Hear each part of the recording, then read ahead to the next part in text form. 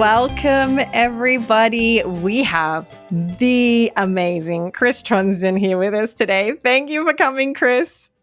Yes, Kim, thanks for having me. I'm super excited about being here today and just about this topic. Yes. So for those of you who haven't attended one of the IOCDF Southern California conferences, we had them in Southern California. We have presented on this exact topic, and it was so well received that we wanted to make sure that we were spreading it out to all the folks that couldn't come.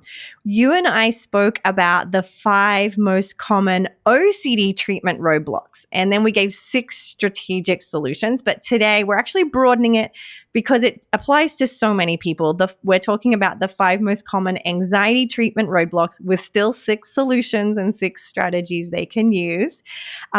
Thank you for coming on because it was such a powerful presentation. No, I agree. I mean, we had standing room only and people really came up to us afterwards and just said how impactful it was. And then we actually redid it at the International OCD Foundation.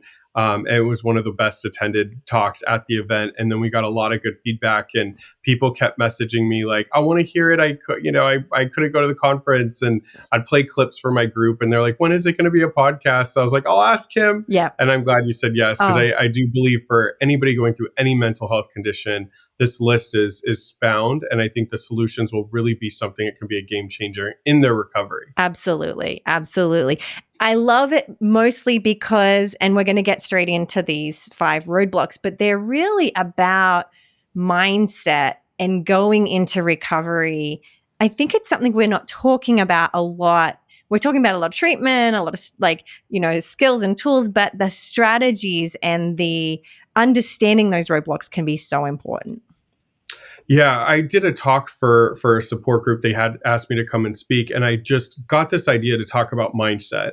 And I did this presentation on mindset, and people were like, nobody's talking about it. And in the back of my head, I'm like, Kim and I did, but we're the only one. Because I do think so many people get the tools, right? The CBT tools, they get the ERP tools, the mindfulness edition, and people really find the tools that work for them. But when I really think of my own personal recovery with multiple mental health diagnosis, it was always about mindset. And that's what I like about our talk today. It's universal for anyone going through any mental health condition, anxiety based. And it's that mindset that I think leads the recovery. It shouldn't be the other way around. The tools are great, but the mindset needs to be there. Yeah. And we are specifically speaking to the folks who are burnt out, feeling overwhelmed, feeling like a lack of hope of recovery. They really need a kickstart, because that was actually the big title of the presentation, was really addressing those who are just exhausted with the process and need a little bit of a strategy and mindset shift. Yeah, I don't want to compare, but I broke my ankle when I was hiking in Hawaii. And although a physical ailment, and I have 2 autoimmune diseases, and although those ailments have caused problems, right? Especially the autoimmune. When I think back to my mental health journey, that always wore me out more because it's with you all the time, 24/7. It's your mental health. When my autoimmune diseases act up, I'm exhausted, I'm burnt out, but it's temporary. Or my ankle, when it acts up, I have heating pads, I have things I can do, but your brain is with you 24/7. And I do believe that's why a lot of people resonate with this messaging, is they are exhausted. They're busting their butt in treatment, but they're tired and hitting roadblocks. And that's why this talk really came about. Yeah, exactly. All right, let's get into it here in a second. I just want to give one metaphor with that. I once had a client many years ago give the metaphor. She said, I feel like I'm running a marathon and my whole family are standing on the sidelines, and they're all clapping, but I'm just face plant down in the middle of the road. And she's like, I'm trying to get up. And everyone's telling me come on, you can do it. And it's so hard because you're so exhausted and you've already ran a whole bunch of miles. And so I really think about that kind of metaphor for today. And if people are feeling that way, hopefully they can take away some amazing nuggets of information. Absolutely. Yeah. There's a good visual. It was such a great and powerful visual, because then I understood this client's experience. Oh, okay. You're really tired. You're really exhausted. Let's get into it. So I'm going to go first, because the number 1 roadblock we talked about, not that these are in any particular order, but the one we came up first was that you beat yourself up. This is a major roadblock to recovery for so many disorders. You beat yourself up for having the disorder. You beat yourself up for not coping with it as well as you could. You beat yourself up if you have OCD for having these intrusive thoughts that you would never want to have. Or you're beating yourself up because you don't have motivation, because you have, let's say, some coexisting depression. And the important thing to know there is, while beating yourself up feels productive, it might feel like you're motivating yourself, or you may feel like you deserve it. It actually only makes it harder. It only makes it feel like you've got this additional thing. Again, a lot of my patients, let's use the marathon example, is they might yell at themselves the whole way through the marathon. But it's not a really great experience, right? If you're doing that, and it takes a lot of energy. So what we offered here as a strategic solution is self-compassion, trying to motivate and encourage yourself using kindness. If you're going through a hard day, maybe just if you've never tried this before, try what it would be like to encourage yourself with kind words, or asking for support, asking for help, so that you're not burning all that extra energy, making it so much harder on yourself, increasing your suffering. Because I often say to patients, the more you suffer, the more you actually deserve self-compassion. It's not the other way around. It's not that the more you suffer, the less you deserve it. Do you have any thoughts on that, Chris? Oh yeah, I would say I see that across the board with my clients, this harshness, and there's this good intention behind it, this idea that if I can just sort of bully myself into recovery. I always try to remind clients that anxiety-based disorders it's a part of our body as well. Our brain is a part of our body, just like our arm, our tibia, our leg, all these other bones. But there's a lack of self-empathy that we have for ourselves, as if it's something that we're choosing to do. Someone with a broken leg doesn't wake up in the morning and get mad at themselves that their leg is still broken. They have understanding, and they're working their exercises to heal. It's the same with these disorders. And so the reason I love self-compassion is when we go and step in to help one of our friends, we use a certain tone, we use certain words, we tap into their strengths, we use encouragement, because we know that method is going to be what boosts them up and help them get through that kind of like rough patch. But for some reason, when it's ourselves, we completely abandon everything we know that's supportive, and we talk to ourselves in the way that I almost picture like a really negative boot camp instructor, like in the military, just yelling and screaming into submission. The other thing is, when we're beating ourselves up like that, we're more likely to tap into our unhelpful habits. Yeah. We're more likely to kind of shut down and isolate, which we see a lot in BDD, social anxiety, etc.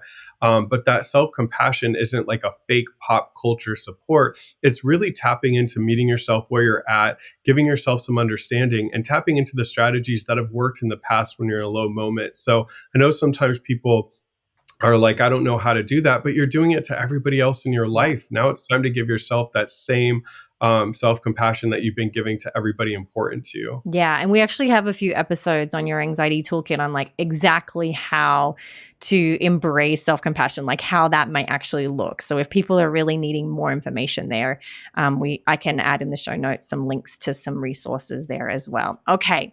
Now, Chris, can you tell us about the second most common, or another common anxiety roadblock around this idea that there will be hard days?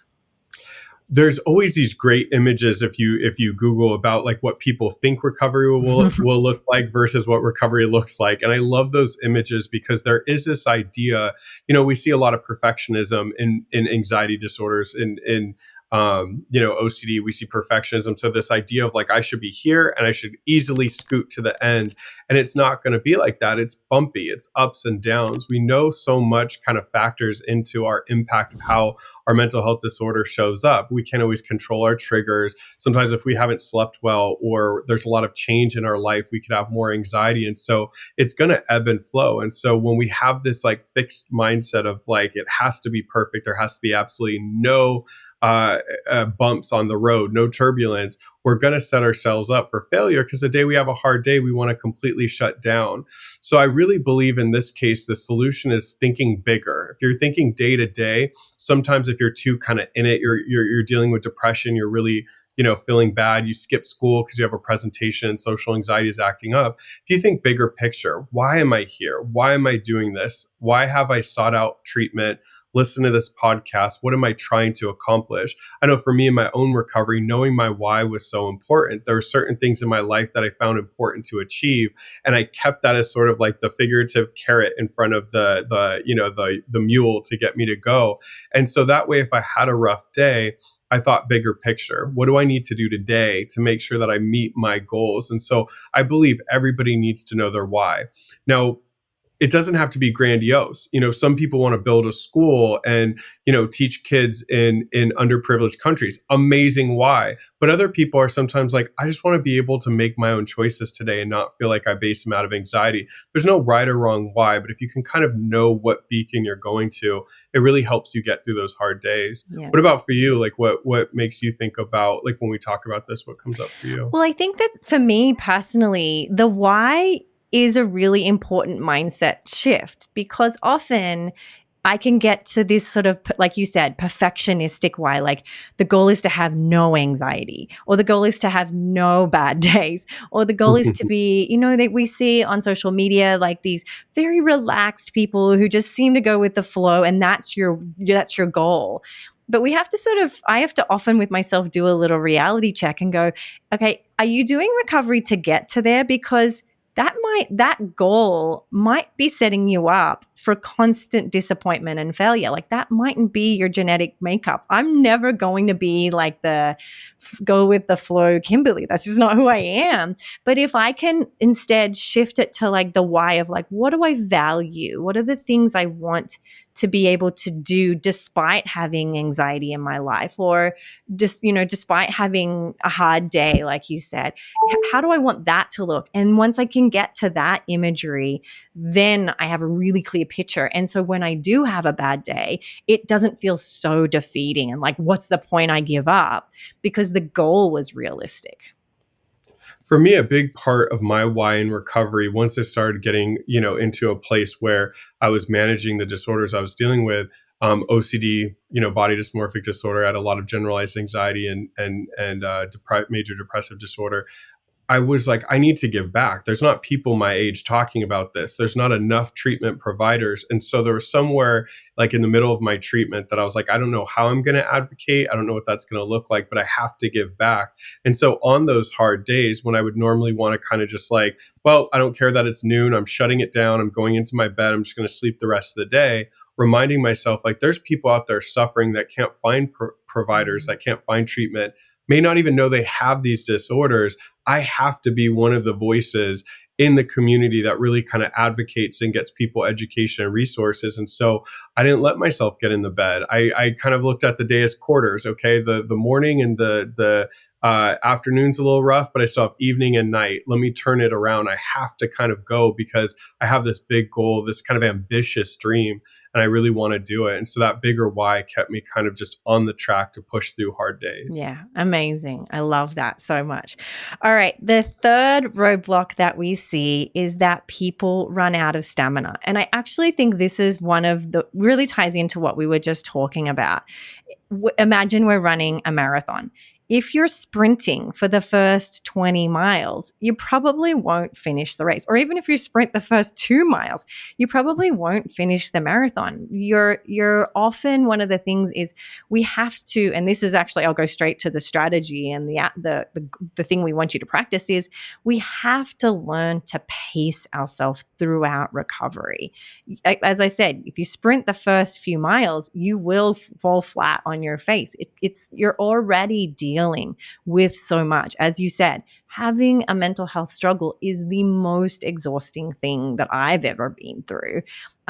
It requires such of your attention. It requires such restraint from not engaging in it and doing the treatment and using the tools. Like, it's a lot of work. And I encourage and congratulate anyone who's trying.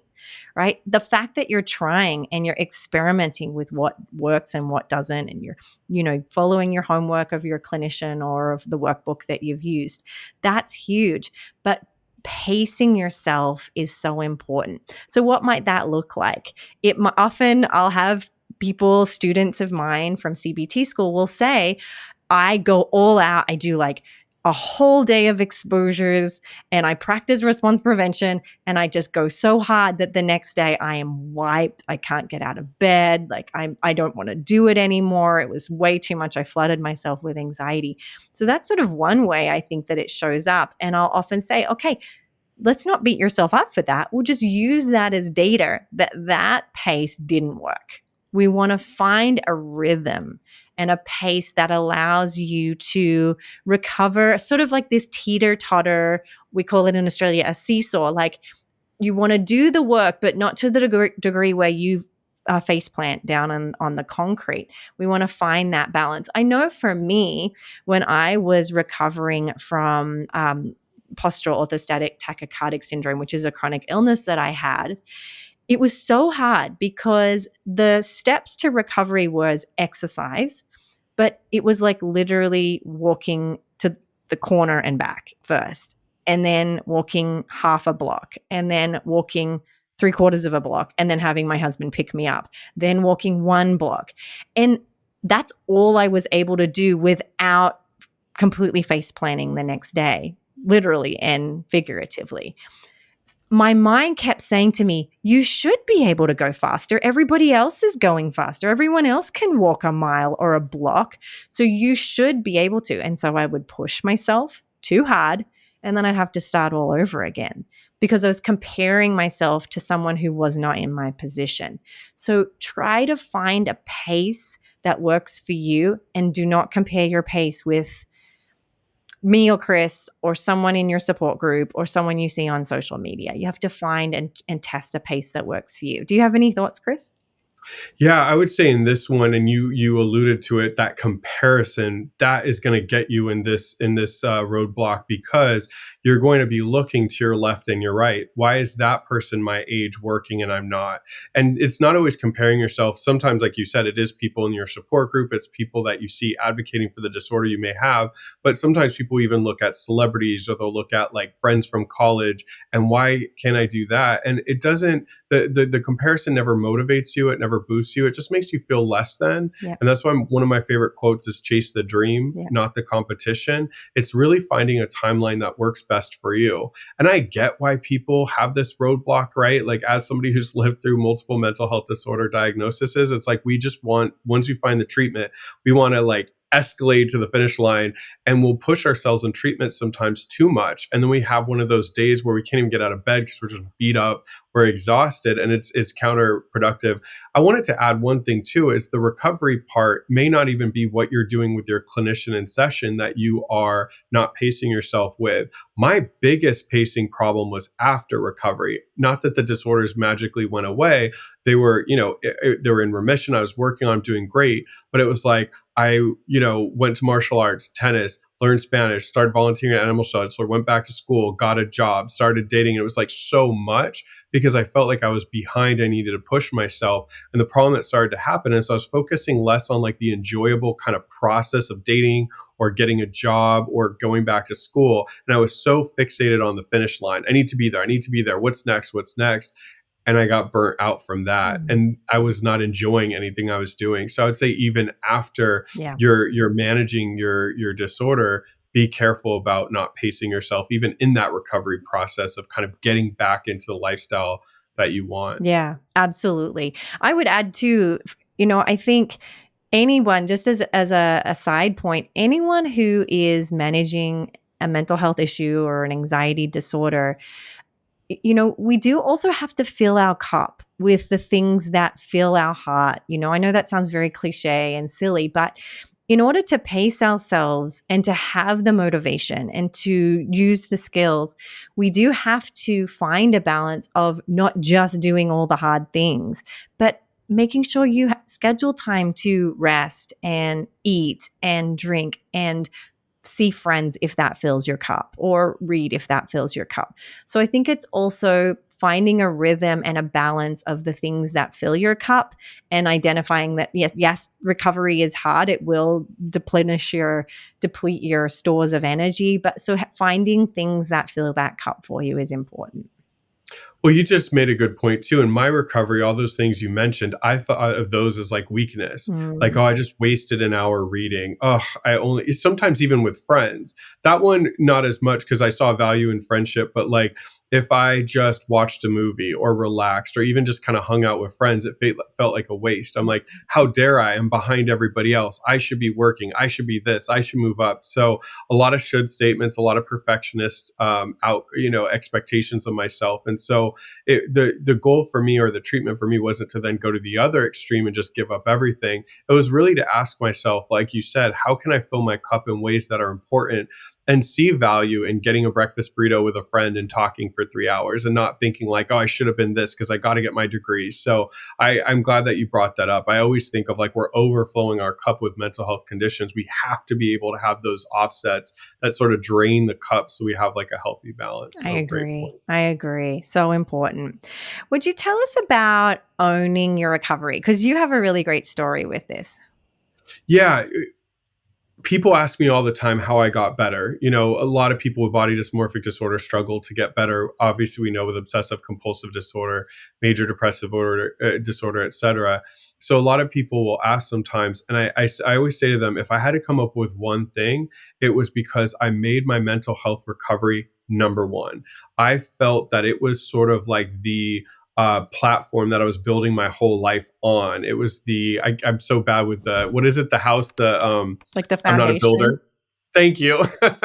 Clearly, I'm not going to be like making tools tomorrow or making things with tools. But yeah, like a house has to have a nice foundation. You would never build a house on like a rocky side of the mountain. And so I had to give up a lot, like most of us do as we start to get worse. And I became housebound and I dropped out of college and I gave up a job. I was working in the entertainment industry and I really enjoyed it. And I was going to film school and I was happy. And I had to give all that up because I couldn't even leave my house, because of the disorder. And so when I was going to treatment and I was really starting to see it work, I was like clear to that finish line of what I need to do. And so I made it the most important thing. And it wasn't just me, it was my support system. So my mom and I, my treatment was about a 4 hour round trip from my house. So my mom and I would meet up every day. We'd drive up to LA.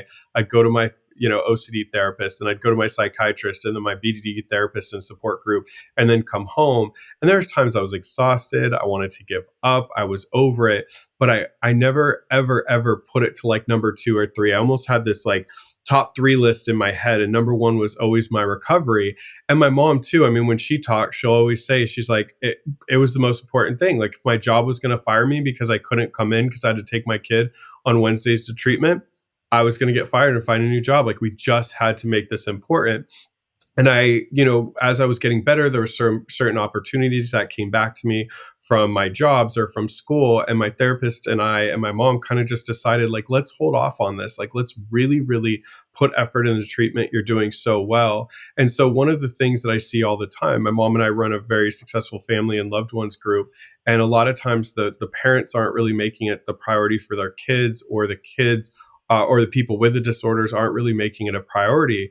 And it's totally understandable if there's things like finances and things, barriers, but that's not what I'm talking about. I'm talking about when people have access to those things, and they're just not owning it. Sometimes they're not owning it because they're not taking it seriously or not making it important. Or other times like people are expecting someone else to get them better. I loved having a team. I didn't have a big team. I came from nothing. So it was a very small team. I probably needed residential or something bigger. And I only really had my mom's support. But we all kind of leaned on each other, but I always knew it was me in the driver's seat. At the end of the day, my therapist couldn't save me. My mom couldn't save me. They couldn't come to my house and pull me out of bed or do an exposure for me or have me go out in public during the daytime because of BDD. I had to be the one to do it. I could lean on them as support systems and therapists are there for, but at the end of the day, it was my choice. I had to do it. And when my head hit the pillow, I had to make sure that I did everything I possibly could that day to recover. And so when I took ownership, it actually gave me freedom. Yeah. I wasn't waiting for someone to come along. I wasn't focusing on other things. I made it priority number 1. And I truly believe that that was the thing that got me better. And once again, didn't have a lot of resources. We leaned a lot on self-help books and stuff because I needed a higher level of care, but there was none and we couldn't afford it. So I don't want anyone to hear this podcast and think, well, I can't find treatment in my area. That's not what I'm saying. I'm just saying, like, whatever you have access to, own it, Hmm. make it a priority, and definitely be in that leader seat, because that's going to be what's going to get you better. Yeah, for sure. I think to like when I used to work as a personal trainer, and I would say to them, you can come to the training once a week, but that once a week isn't going to be what crosses you across that finish line. You know what I mean? It is the work you do in the other 23 hours of that day and the other 7 days of the week. And I think that that is true. If you're doing and you're dabbling in treatment, but it's not the main priority, right? That is a big reason that can hold you back. It does, I think it's hard because it's not fair that you have to make it priority number one, but it's so necessary that you do. I really want to be compassionate and empathize with how unfair it is that you have to make this thing a priority when you see other people, again, making their social life their priority or their hobby their priority. It sucks. But this mindset shift, this sort of recalibration of this has to be at the top. And when it gets to being at the top, I do notice as a clinician, that's when people really soar in their recovery. Yeah, we had a very honest conversation with my BDD therapist, my OCD therapist, and my psychiatrist, and they're like, "You need a higher level of care. We understand you can't afford it. There's also a lot of waiting lists," and they're like, "You're really going to have to put in the work in between sessions. You're supposed to be in therapy every day, and we just couldn't. All we could afford is once a week." And they said, "Look, when you're not in our session, you need to be the one." So, Yeah. for instance, with depression, my psychiatrist is like, "Okay, obviously taking the medication, but you need to get up at the same time every day, open up all your blinds, go upstairs, eat breakfast on the balcony, get ready, leave the house from 9 to 5. I didn't have a job, but you need to be out of the house. You need to be in nature. You need to do all these things." I never wanted to, but I did it. Mm. Or like with my OCD and BDD recovery, I didn't want to go out in public. I felt like it looked horrendous. I felt like people were judging me. But I did, instead of going to the grocery store at 2 a.m, I was going at noon, right? When everyone's there. For OCD, it was like, I didn't want to sit in public places. I didn't want to be around people that I felt, I could potentially harm. So my point is, like, every single day I was doing work, I was tracking it, I was keeping track. And I had to do that because I needed to do that in order to get better based on kind of the setup that I had. I do want to also say a caveat. I always have the biggest empathy for people, or sympathy for people that are, a CEO of a company, or like a parent and have a lot of children, or, it's like you're busy working all day and you're trying to balance stuff. I mean, the only good thing that came from being housebound is I didn't have a lot of responsibilities. I didn't have a family. I wasn't running a company. I wasn't working. So I did have the free time to do the treatment. So I have such sympathy with people that are parents, or working at a company, or trying to start their own small business and trying to do treatment too. But I promise you, you don't have to put your recovery first forever. Really dive into it, get to that place where you're really, really stable. It'll still be a priority, but then you will be a better parent, a better employee, a better friend, once you've really got your mental health to a level that you can kind of start to support others. You may need to support yourself first, kind of like the analogy with the mask on the plane. Agreed. That's such an important point.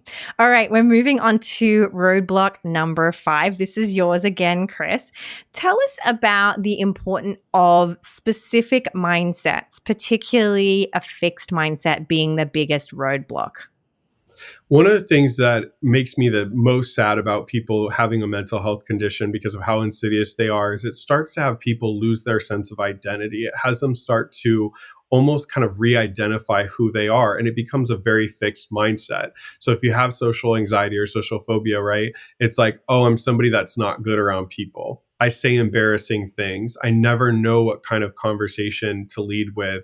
I should probably just not be around people. Or let's say generalized anxiety, right? Deadlines really kind of like cause me too much strain. I can't really go back to school. BDD, right? Like, I'm an unattractive person. Nobody wants to date me. I'm unlovable. So we get into these kind of fixed mindsets and we start to identify with them. And inevitably, that person's life becomes smaller and smaller and smaller. So the more they identify with it, the more that they become, isolated from others. And they have this very like fixed mindset. I think of like OCD, for instance, isn't really about guidelines. It's all about rules. This is how things are supposed to be. And so what happens is, when I work with a client, specifically somebody that's pretty severe, it's trying to get them to see the value in treatment and to even tap into their own personal values is really difficult. It's like treatment doesn't work. I've tried all the medications. I don't know what I'm going to do. I'm just not somebody that can get better. And so what I tell clients instead is let's be open. Let's be curious. Let's move into a growth mindset. Let's focus on learning, obtaining education, being open to new concepts. And look, when you were younger and the OCD didn't really attack you, or when you were younger and you didn't deal with social anxiety, you were having friends, you had birthday parties, you were going to school and everything.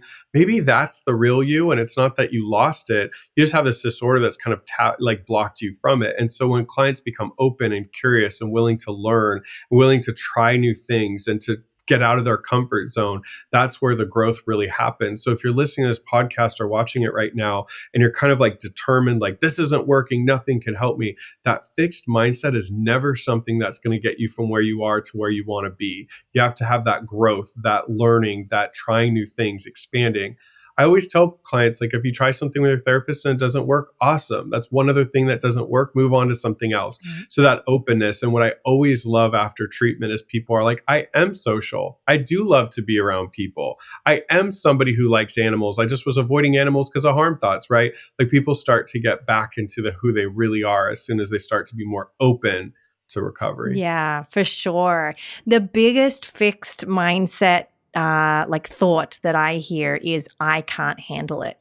I hear that thought alone gets in the way of recovery so many times. We go to do an exposure. I can't handle this, or, what if I have a panic attack? I cannot handle panic attacks. And it's so fixed. So I often agree with you. I would often say this work, this mental health work, or this human work that we do is shifting the way we see ourselves and life as an experiment. Like we always have these black and white beliefs, like I can't handle this, or I can't do this. I can't get in an elevator. I can't speak public speaking, or whatever it might be. But let's be curious. Like you said, let's use it as an experiment. Let's try. And we'll see. Maybe it doesn't go great. That's okay. Like you said.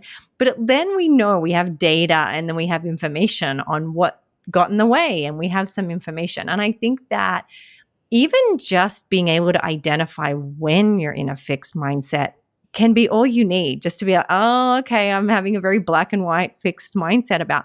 Then learning how to laugh and giggle at the way our brain just gets so determined and black and white, like you can't do this, as you said, I think is so important, because, once, like you said, once you get to recovery, then you go on to live your life and actually do the things that you the dream that you're talking about. It might be you want to get a master's degree, or you might want to go for a job, or you want to go on a date. You're going to be able to use that strength mindset for any situation in your life. It applies to anything that you're going to conquer. I always say to clients, if you've done treatment for mental health, you are so much more prepared than every student in college, because they haven't had to learn those skills. Yeah, no, exactly. I remember like my open mindset was one of the assets I had in recovery. I remember going to therapy and being like, I'm just going to listen. These people clearly know what they're doing. They've helped people like me. Why would it be any different? And I was open. And I can see the difference with clients that have a more growth mindset. They come in, they're scared. They're worried. They've been doing something for 10, 15, 16 years, right? And they're like, why is this guy going to tell me to try to do different things, or to think different, or have different thinking patterns? But they're open. And I always see those people hit that finish line first. It's the clients that kind of come and shut down. The family system has sort of been supporting this like learned helplessness. Nobody really wants to rock the boat. Everything's sort of shut down and closed. And it's like prying it open is most of the work. And then we finally get to the work, but we could have got there quicker. Everybody's at their own pace. But I really hope that people hear this, though, are focused on that openness.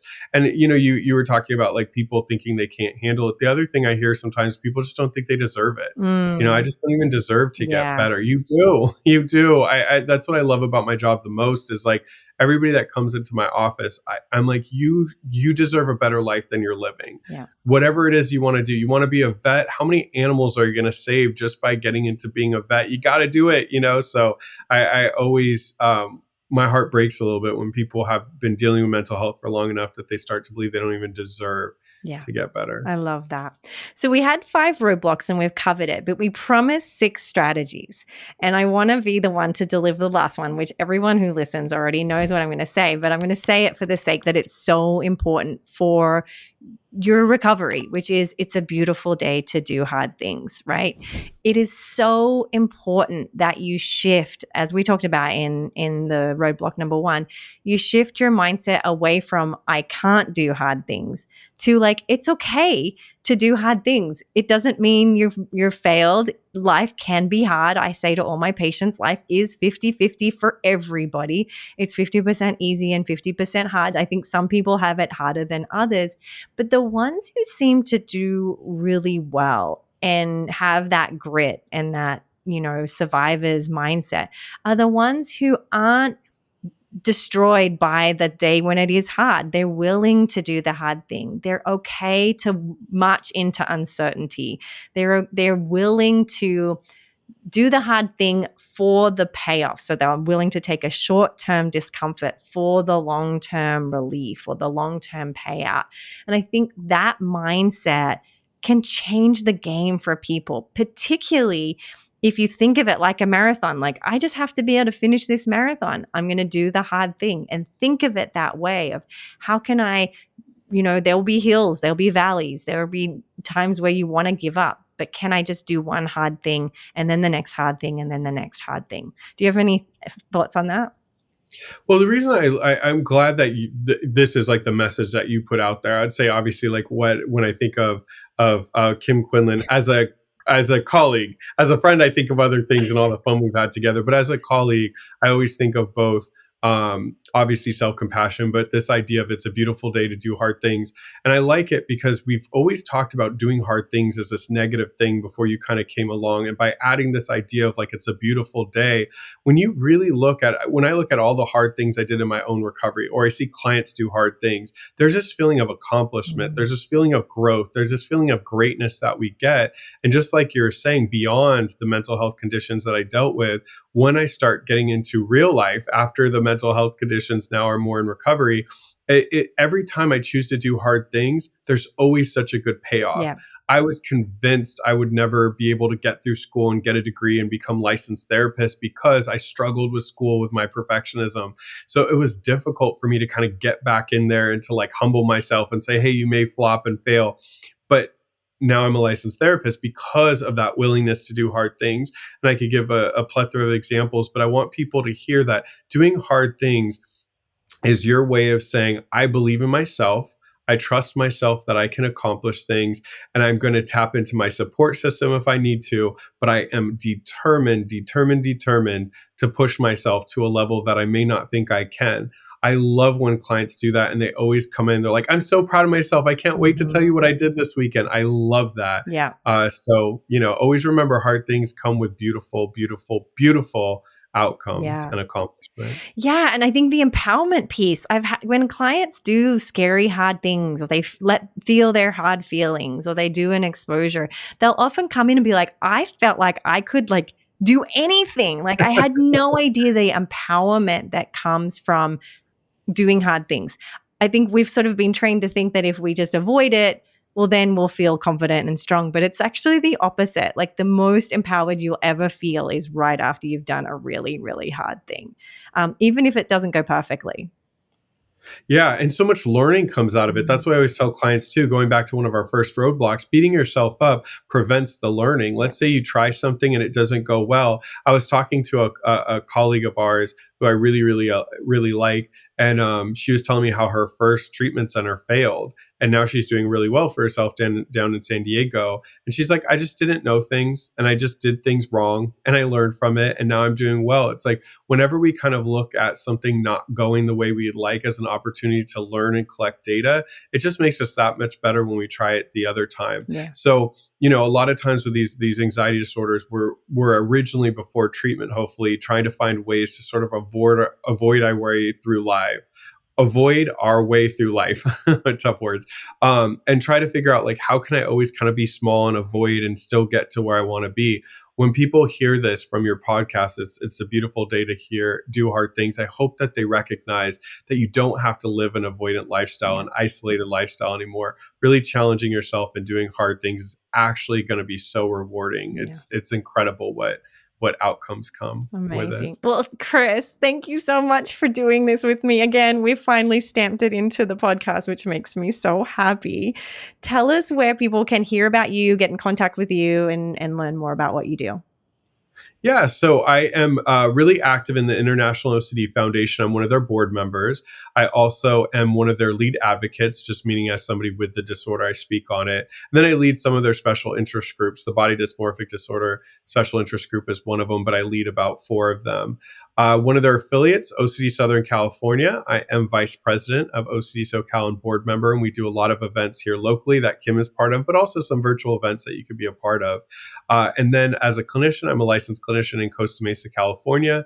I currently work at the Gateway Institute. You can find me, either email me at my name, which is never easy to spell, so Chris Tronsden at gatewayocd.com, or the best thing is on social media, whether it's Instagram, Facebook, or X, I guess we're calling it now, just at Chris Tronsden. You could DM me. I always like to hear from people and get people support, and anything I can do to support people, I always love it. Oh my gosh, you're such a light in the community, truly. A light of hope and a light of wisdom and knowledge. And I really just, I want to say, because I don't tell you this enough as your friend and as your colleague, like, thank you for the hope that you put out there and the information you put out there. It is so incredibly helpful for people. So thank you. I appreciate that. I forgot to say one thing real quick. Every Wednesday, first, third, and fourth Wednesday of the month at 9 a.m. Pacific Standard Time on the IOCDF's, all of their platforms, including iocf.org/live. I do a free live stream with Dr. Liz McAville from Texas, and we have great guests like Kim Quinlan on, so please listen. But thank you for saying that. You know, I always try to put as much of myself in the community, and you never know if people are receiving it well. I want to throw the same thing to you. I mean, this podcast has been incredible for so many. I always play some of this stuff for my clients. A lot of clients are looking for podcasts. So thanks for all that you do. And I'm really excited about this episode because I think it's something that we saw touch so many people. So now to share it with on a bigger scale, I'm excited about. But thank you for your kind words. You're amazing. And it's all mutual. Thank you. You're welcome back anytime. And we're going to get Greek food soon. Yes. Like Spondy right time. I'm telling you. It's life changing. Thanks, Kim. Listen to other episodes. Thank you.